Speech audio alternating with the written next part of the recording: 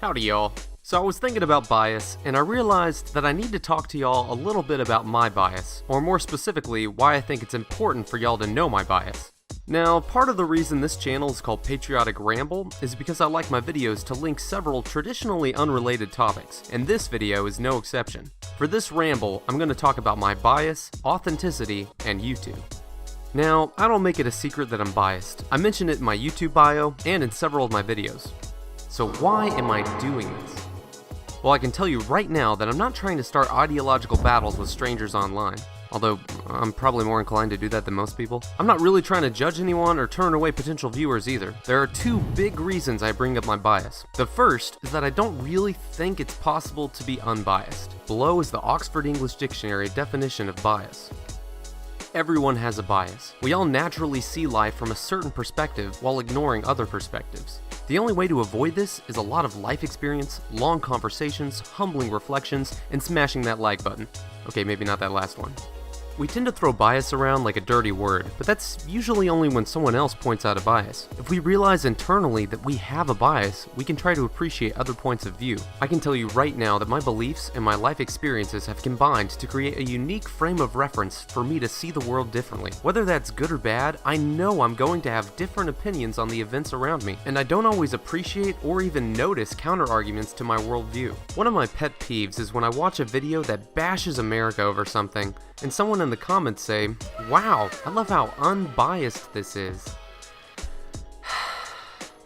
I think it's possible to be relatively unbiased or relatively objective, but it's really hard, and it requires seriously addressing counter-arguments in your presentation, and not just creating straw men. Personally, I would rather take a side and let y'all know where my perspective comes from than try to present information as objectively as possible. If I never presented any arguments in my videos, my channel would be pretty shallow and boring. The second reason I discuss my bias with y'all is because I want to be authentic. Authenticity stems from understanding one's values, beliefs, personality traits, strengths, and weaknesses. This is where I acknowledge my biases. A sense of personal commitment to self-improvement, intentionally regulating one's behavior to be genuine, and putting people first. Authenticity is crucial for developing trust with an audience. There's a lot of individuals and media outlets that claim to be unbiased, and they aren't. At best, they're misleading, and at worst, they're spreading blatant lies. Here's the craziest thing though. Authenticity sells. This might just be because it's difficult to find authentic people nowadays, but audiences are starving for it. Which brings me to YouTube. This massive platform began as a dude sharing a simple video about himself at the zoo. The former slogan of YouTube was "Broadcast yourself," and there's a reason why. Individualism has always been the heart of this platform. Although the quality of YouTube videos has improved dramatically over the years, the platform's greatest strength has always been authenticity. Sometimes it seems like the most successful route to YouTube fame is to fake happiness and constant excitement. Coffee Break does a great job explaining this phenomenon in his video Excitement Wars, but I think that's a short-term solution. Whenever creators try to stray away from authentic content, they're essentially lying, and it starts to burn them out. After a while, creators who do this don't even enjoy making content anymore. They just feel like they're trapped. Just listen to how other YouTubers responded to Felix's fiance leaving YouTube. I thought it was interesting when she told people, other YouTubers about quitting before the video came out. So many had the reaction of, "Oh, I wish I could quit," or "Oh, I wish I could do that, but it's just not so easy." Back in 2016, PewDiePie changed up his content to become more authentic. He was already the biggest YouTuber, and T-Series wasn't even in the picture yet, so there was no economic reason for PewDiePie to change his content. The guy was just tired of being fake.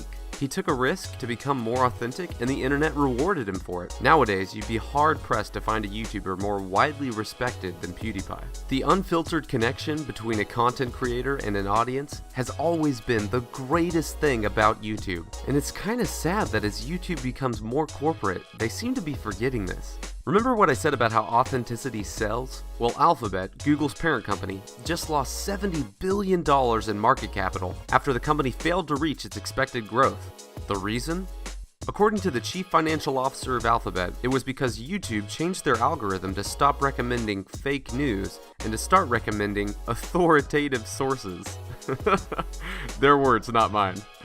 Now, I know there's some crazy dark corners of YouTube, but YouTube has a very broad definition for what constitutes fake news. What they should have said is that they've stopped recommending nuanced opinions from authentic sources, and they've started boosting sensational content from our media overlords. It shouldn't come as a surprise that Alphabet is hurting after YouTube's latest algorithm change. YouTube's users are starving for authentic content, and YouTube is making the content we really want harder to find. To be fair, I kinda get why YouTube is doing this. If they get in bed with the big media outlets, the media outlets won't be as jealous that YouTube is stealing their audiences, and they won't jump at the opportunity to write horrible stories about YouTube to scare advertisers away and create another adpocalypse. Shout out to Meme Lord Imp Lemon for doing a great job explaining this. The problem is, there's a reason people go to YouTube instead of watching TV, and it has nothing to do with commercials. We don't trust the news. People aren't going to YouTube to watch CNN and Fox. That literally defeats the whole purpose of going to YouTube. YouTube, if you're watching this, I'm not even trying to be mean about this, I'm really not. The heart of your brand has always been the individual, and by recommending corporations over individuals, you're destroying your brand. I don't know you anymore. YouTube. You're breaking my heart. In summary, I bring up my biases because I don't really think it's possible to be unbiased. I want to be real with y'all, and I think being real and creating a real connection with an audience is the greatest thing about YouTube. And I guess the rest of the video was me rambling about how YouTube has started to reject that part of their brand. But that's just a ramble. A patriotic ramble. God bless you and God bless America.